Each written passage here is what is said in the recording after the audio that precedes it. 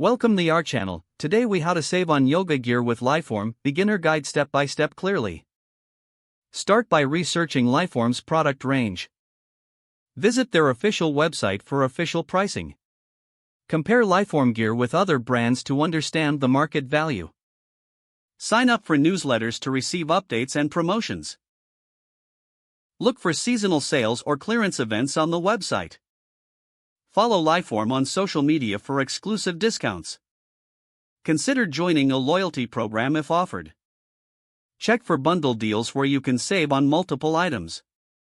Utilize discount codes that may be available online. Explore local yoga studios that might offer Liforme products at a discounted rate.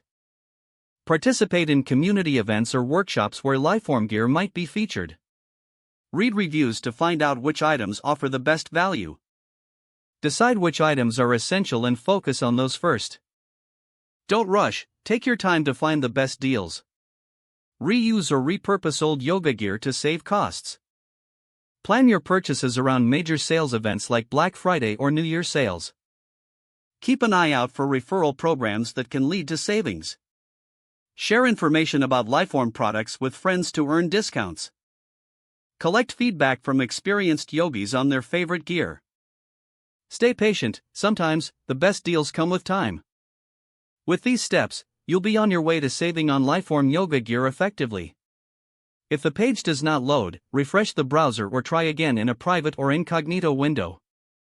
Make sure you are using the correct email address, then retype it carefully to avoid small typos.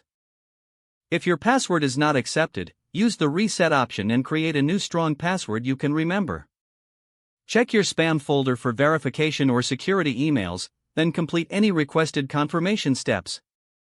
Enable two-factor authentication if available to improve account security and reduce unauthorized access risk.